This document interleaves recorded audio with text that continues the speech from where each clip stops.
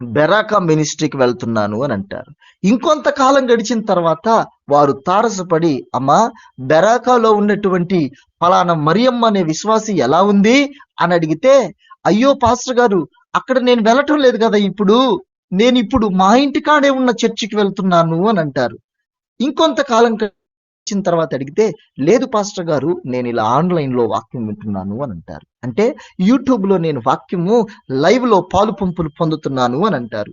వాక్యం వింటున్న బిడ్డలారా, ఎంతమంది బిడ్డలైతే ఆదివార సమయాలలో యూట్యూబ్ ఆన్లైన్ లైవ్ లోకి పాలు పంపులు పొందుతున్నారో వారందరికీ నా హృదయపూర్వకంగా దండాలు పెట్టి చెబుతున్నాను, వందనాలు పెట్టి చెబుతున్నాను. మీ మీ దగ్గరున్న మందిరాలకు వెళ్ళండి. ఆన్లైన్ లో లేడు దేవుడు, ఆన్లైన్ లో కనపడడు నీకు దేవుడు. నువ్వు సంఘాలలోనే సరిచేయబడకపోతే ఆన్లైన్ లో ఎలాగ సరిచేయబడతావు?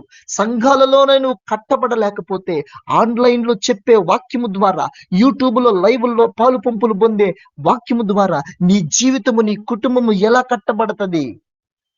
నీకంటూ ఒక సంఘము లేకుండా, సేవకుడు లేకుండా, తండ్రి లేకుండా, నాయకుడు లేకుండా, ఇంకా వయసు మీద పడినా కూడా అటు ఇటు నువ్వు తిరుగులాడుతూ ఉన్నావు అని అంటే నీకిక మార్పు ఎక్కడి నుంచి వస్తుంది?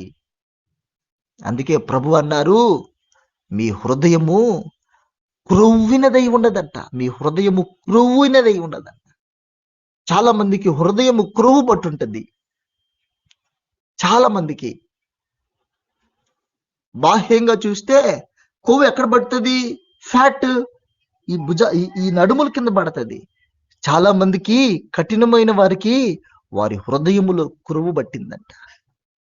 గుండెకి కొవ్వు పడితే ఏం చేయాలి? కోసేస్తారు.